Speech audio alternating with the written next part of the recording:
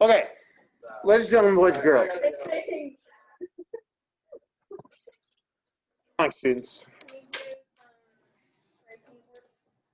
Don't you wish? That'd be painting class.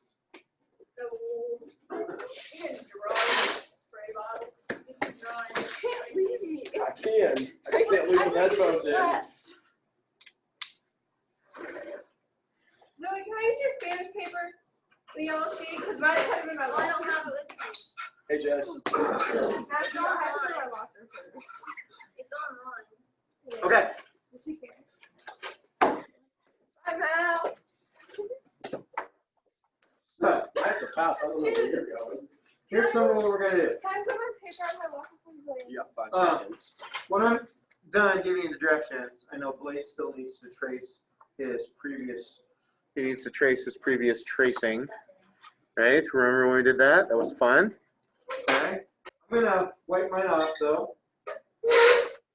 Sometimes you have it on one side and you have to wipe it on the other. Sometimes you have to press a little harder to get it off.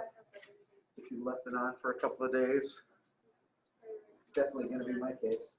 It's supposed to be that these are wet.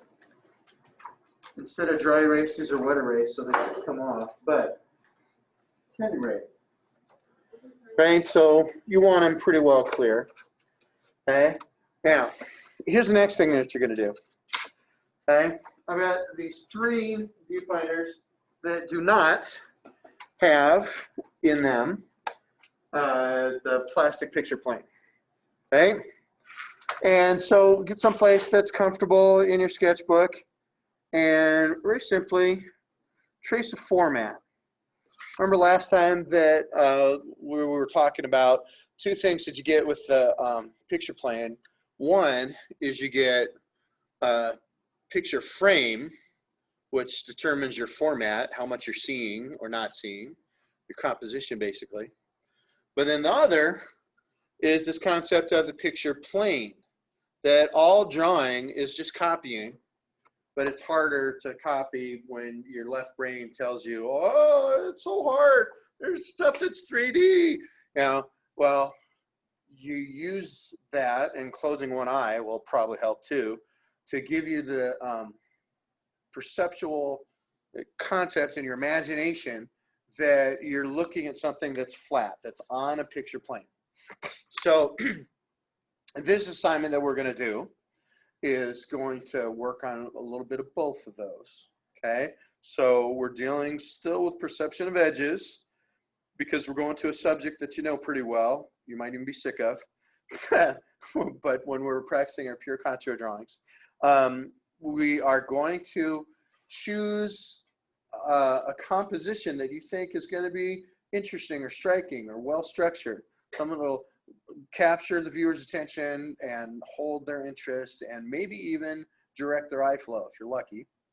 But more importantly, just like you did the other day when you traced your hand directly onto that picture plane, you are going to be working on this imaginary concept of a picture plane. But it's going to be a little bit harder this time. It's going to be copying instead of just tracing. So first you trace your hand onto the plastic picture plane, and then you trace that using the whiteboard into your sketchbook.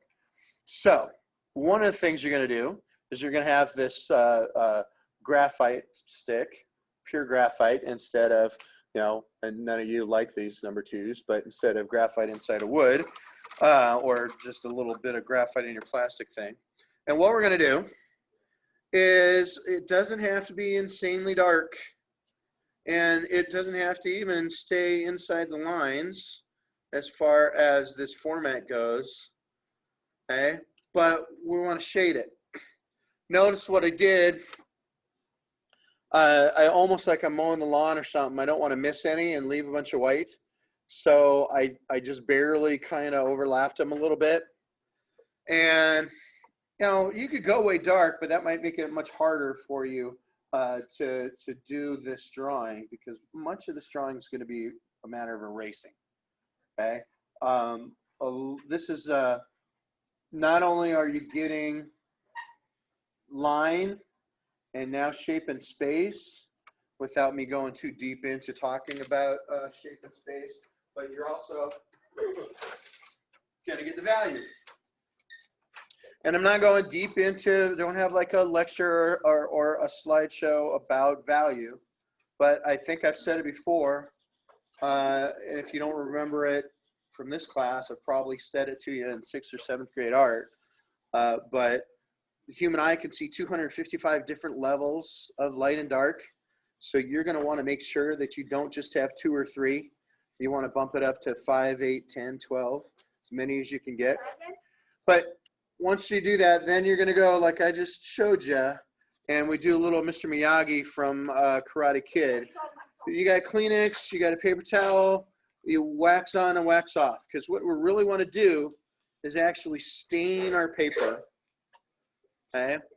We're not making it super dark. We're making it kind of gray, but you're driving the graphite into into the tooth or the grain of the paper. Now, once we got that done, I'm going to have one more thing for you to do.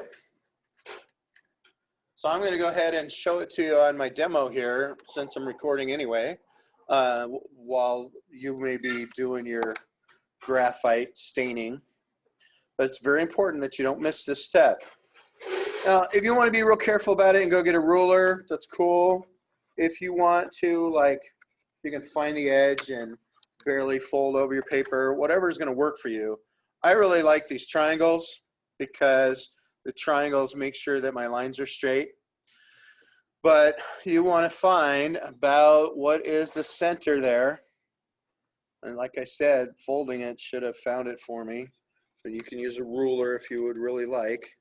But you're going to draw crosshairs for yourself. So one is going to be this vertical crosshair.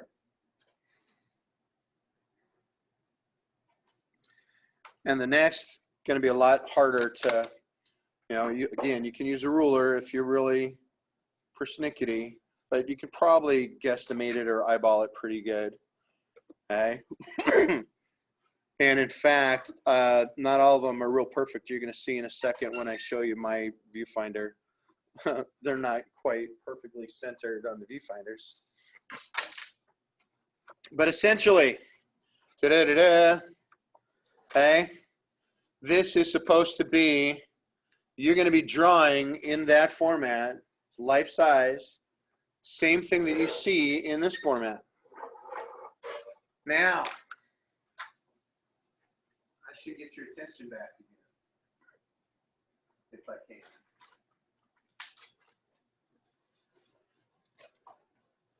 Humor me for a couple of seconds if you're doing a great job of blending. Some of those are getting way dark. Be careful. Okay.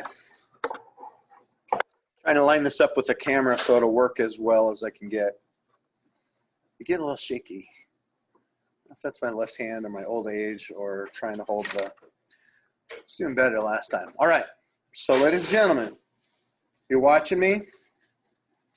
Okay. This time, instead of tracing your whole hand, you don't necessarily even have to,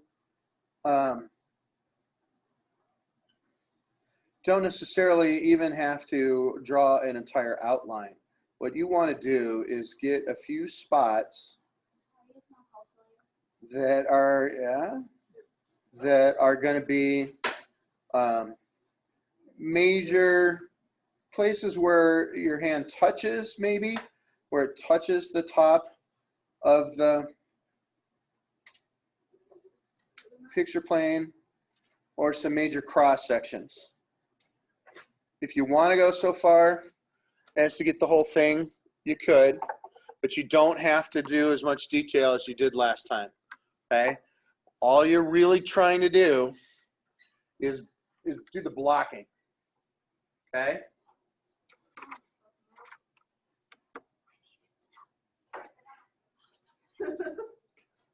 Oh, I feel in the box of rulers. Triangles if you want to. I can slow down since all of you are Still, you're not even getting your crosshairs yet. You're still doing some shading and blocking. That's not even, but it's homework. It's like really not even.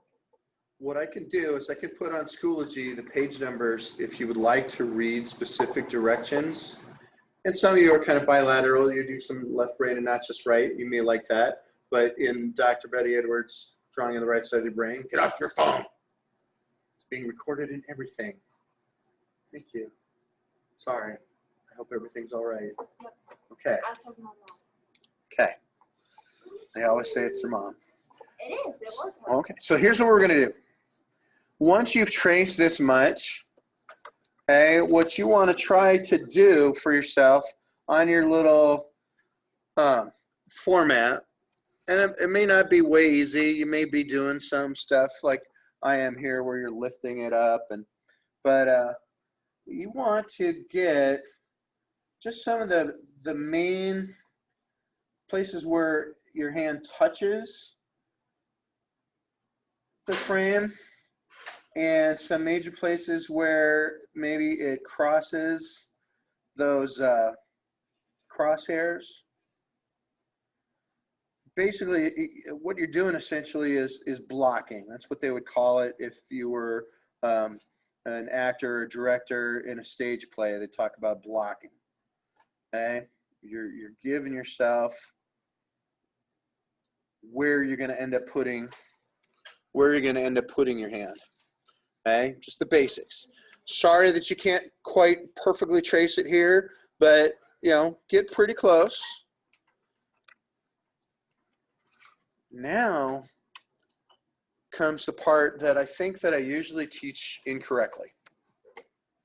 I do want you to be aware and be able to use your eraser as a legitimate drawing tool and not just your pencil. However, if I tell kids to start by drawing with their eraser, what I get is these outline drawings of their hands, and there's only two values then, gray and white. Okay? So as I read Dr. Edwards' directions, I think what she would really encourage you to do is maybe erase out where your negative space is going to be, which, again, we haven't gotten to space really. That's a whole nother unit, another chapter. But what that means is between your subject, okay, and the edge of the format or the frame. Remember, maybe it helps to close your right eye. So by doing that, you'll be a little less distracted by it, I hope. Also, your final drawing is going to end up kind of popping out a little bit more. But, and like I said, I can get these copies of the book out. You want to spray them with Lysol or disinfect it because you're scared you're going to get COVID from the books. That's your business. But I've got a link to the free online. You can look at pages in her book where she gives you the directions too. But you don't stop here. That's not done, right? I don't want this to be a one-day, 20, 30-minute drawing. A lot of you, because you stay focused and you're pretty quiet, it might be that one other class period besides today, and you aren't going to need 2 or 3. But this is going to end up being highly detailed. You might surprise yourself at how highly realistic it can be. Here's why you did this besides the blocking on your paper. Okay? Because those few marks that you put on there will help you repose your hand. And you have kind of a choice. If you would like to, you can close one eye and try and do the contour drawing with the viewfinder. Or you may end up being a little bit more comfortable doing this kind of a thing, where you do some on and some off. But either way, just like when you're doing blind contour or pure contour line drawing, listen to me now and believe me later. This is key. This is a way important thing. And if you get this, it's rubber meets the road as far as your skills go. They're going to bump up. Okay? You want to be looking at your hand. You want to be looking at your subject more than you're looking at your paper. This style of drawing is called modified contour drawing as opposed to pure, because you are allowed to look at it occasionally and try and make some corrections. But it's really important that you try to spend as much time as you can examining and looking both for those outside contour lines, but also for the inside lines like wrinkles and folds and bends and where things kind of connect or change. Now, the reason why you would be looking at your paper, at your drawing, is to make corrections when you've done something wrong. Sometimes you're going to go in there and you're going to draw with the eraser instead of the pencil. But here's the cool thing, and this is going to be new to you, so I don't want it to throw you too much or for it to be way, way difficult. Let me get this where the camera can get it. One of the things I'd like for you to look for, and I don't know if it is going to help us or hurt us to maybe dim the lights. Maybe that would make things worse. But you know, where you have a lighter area, right? Maybe it's highlight, maybe it's just less shadow. Go ahead and you can draw with your eraser. Then there's other areas that you can draw with the side of your pencil, which is one of the reasons I encourage you to try using a regular number 2 instead of mechanical. But you can also smudge and smear. Now, I don't have any Q-tips in here if you're the type that hates getting your fingers dirty, but I would encourage you to try and draw some with your fingers, some with the point, some with the side of the pencil, some with your eraser, so that when you start getting, now, and if I was able to turn this black and white, you might be able to see like I'm seeing, you know, this is highlight. There's a lot of shadow through here. Then it gets light down here again. Over on this side, there's more shading. It's a lot darker in there. Okay, so you wanna reflect that kind of thing, and you want to be careful about not having just light and gray. You know, and eventually even me, and I've been teaching art for 20 years more or less, I am getting some where I've got basically the black of the line, the gray of the side and the smudging, and the white of the erasing, and I want it to be more nuanced than that. If it helps you, I'm not going to force your hand at this because I think this is probably a little too left brain. She doesn't give you this kind of thing in her directions in the book. The real focus is looking at the hand. But if it's going to help you, even though this is a little bit more left brain, you know, and we're not to that chapter yet, make yourself a little scale, a little value scale of no, you know, a minimum of 5, but if you want, go up to 10, so that you make sure that